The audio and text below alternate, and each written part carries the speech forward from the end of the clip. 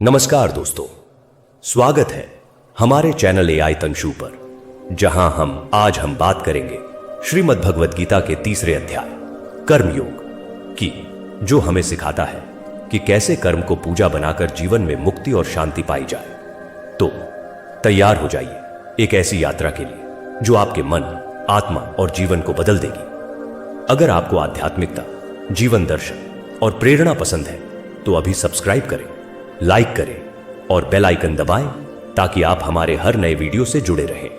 तो दोस्तों, बिना देरी किए चलिए शुरू करते हैं। श्लोक 1, अर्जुन की उलझन, कर्म या ज्ञान। दोस्तों, क्या आपने कभी ऐसा महसूस किया कि जिंदगी आपको दो रास्तों के बीच खड़ा कर देती है और आप समझ ही नहीं पाते कि कौन सा रास्ता सही है? यही हाल है हमारे प्यारे अर्जुन का। कुरुक्षेत्र के रण क्षेत्र में खड़े अर्जुन भगवान श्री कृष्ण से कहते हैं, हे केशव, अगर ज्ञान कर्म से बेहतर है तो फिर मुझे यह खतरनाक युद्ध क्यों लड़ना चाहिए? आप कभी ज्ञान की बात करते हैं, कभी कर्म की। मेरी बुद्धि भटक रही है, कृपया साफ साफ बताइए मुझे क्या करना चाहिए? अर्जुन की यह उलझन हम सबकी कहानी है ना? जब बॉस कोई मुश्किल प्रोजेक्ट देता है या जिंदगी में कोई ऐसा काम सामने आता है जो हमें बिल्कुल पसंद नहीं, तो हम भी तो बहाने ढूंढने लगते हैं। अरे, अगर सब कुछ आत्मा और ज्ञान में ही है तो इतनी मेहनत क्यों करें, क्यों रिस्क लें? अर्जुन भी यही सोच रहे थे कि अगर आत्मा अमर है तो युद्ध का क्या मतलब। लेकिन श्री कृष्ण की बात का आधा अधूरा मतलब समझने में अर्जुन चूक गए। श्री कृष्ण का जवाब, कर्म और ज्ञान एक ही सिक्के के दो पहलू। श्री कृष्ण मुस्कुराते हुए कहते हैं, हे अर्जुन, मैंने तुम्हें दो रास्ते बताए, ज्ञान योग और कर्म योग। लेकिन ये दो अलग रास्ते नहीं, बल्कि एक ही मंजिल की दो सीढ़ियां हैं। ज्ञान योग वो है जहां तुम समझते हो कि तुम सिर्फ शरीर नहीं, आत्मा हो। तुम अपने मन को काबू में करते हो, इंद्रियों पर नियंत्रण पाते हो और इस सवाल का जवाब ढूंढते हो कि मैं कौन हूं। कर्म योग वो है जहां तुम अपने हर काम को बिना लालच, मोह या अहंकार के करते हो। तुम खुद को सिर्फ एक माध्यम मानते हो और हर कर्म को पूजा की तरह करते हो।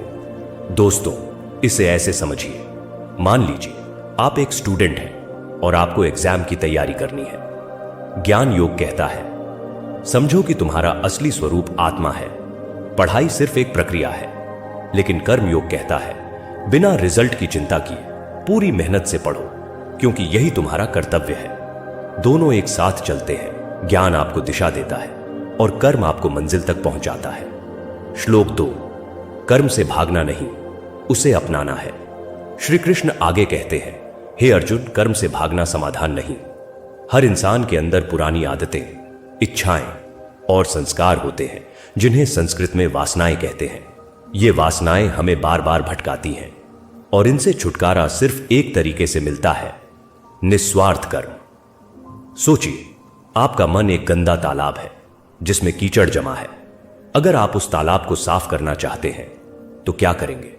सिर्फ सोचेंगे कि हां, यह साफ हो जाए? नहीं ना, आपको मेहनत करनी पड़ेगी, कीचड़ निकालना पड़ेगा।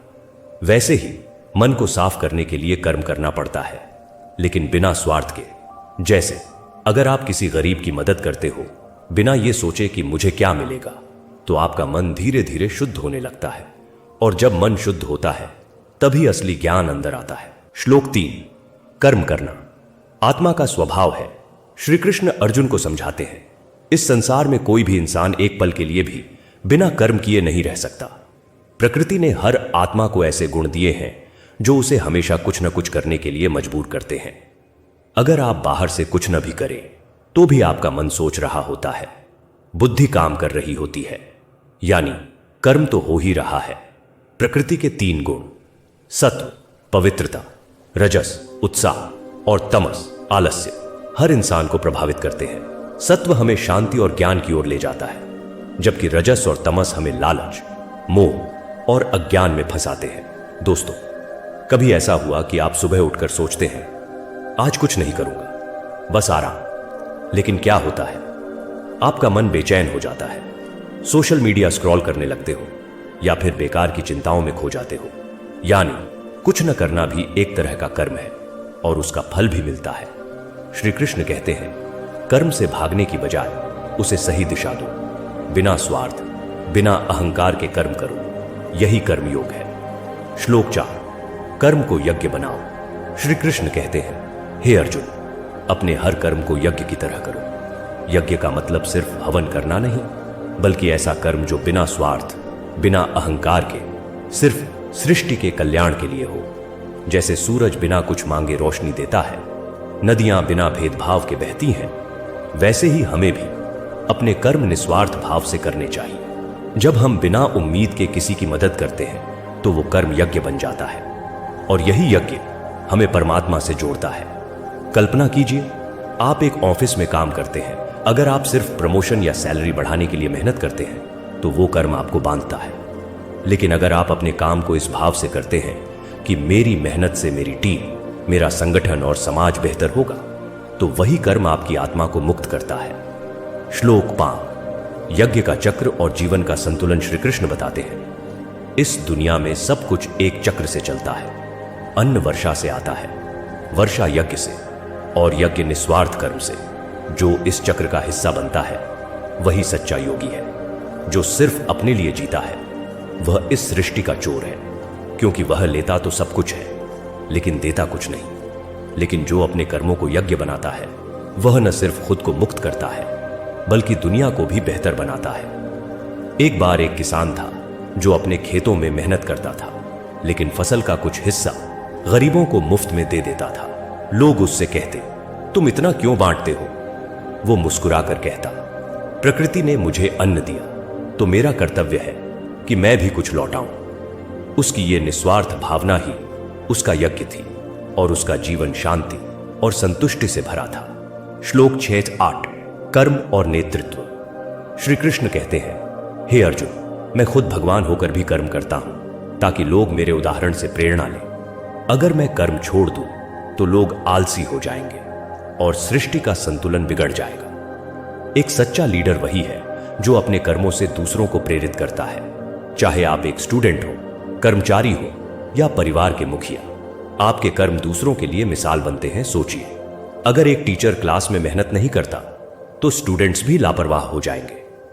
वैसे ही अगर आप अपने काम में ईमानदारी और समर्पण दिखाते हैं तो आपके आसपास के लोग भी वैसा ही करेंगे। श्लोक 9-10, कर्म को परमात्मा को समर्पित करो। श्री कृष्ण कहते हैं, अपने सारे कर्म मुझे समर्पित कर दो। बिना लालच, बिना डर, बिना मोह के कर्म करो।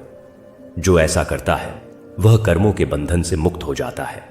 इसका मतलब है, अपने काम को इस भाव से करो कि मैं सिर्फ एक माध्यम हूं, यह सब परमात्मा की इच्छा से हो रहा है।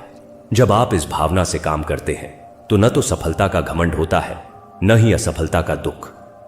अगली बार जब आप कोई काम करें, जैसे ऑफिस का प्रोजेक्ट या घर का कोई काम, तो मन में बोलिए, ये मैं नहीं, मेरे जरिए परमात्मा करवा रहे हैं। देखिए आपका मन कितना हल्का और शांत हो जाता है। श्लोक 11, स्वधर्म का महत्व। श्री कृष्ण कहते हैं, अपने स्वधर्म को निभाना, भले ही वो अपूर्ण हो, किसी और के धर्म को अपनाने से बेहतर है। स्वधर्म यानी वो काम जो आपकी आत्मा की सच्ची पुकार है।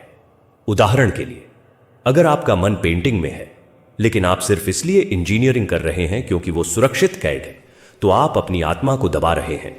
प्रेरक कहानी। एक बार एक लड़का था जो डॉक्टर बनना चाहता था, लेकिन घर वाले चाहते थे कि वो बिजनेस करे। उसने अपनी अंतरात्मा की सुनी और डॉक्टर बना। आज वो गंभीर बीमारियों का इलाज करता है और हजारों लोगों की जिंदगी बचा रहा है। उसका स्वधर्म उसे शांति और सुख देता है। श्लोक 12-13, इच्छा। सबसे बड़ा दुश्मन। अर्जुन पूछते हैं, हे कृष्ण, इंसान जानता है कि क्या सही है, फिर भी गलत क्यों करता है?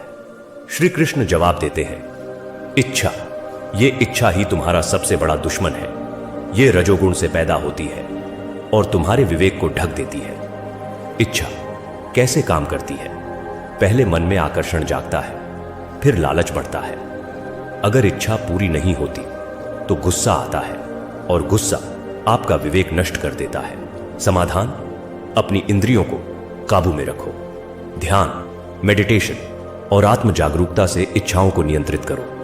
अगली बार जब आप गुस्सा हो या किसी चीज के लिए बेचैन हो तो 10 गहरी सांसें लें और खुद से पूछें, क्या ये इच्छा मुझे ऊपर ले जाएगी या नीचे?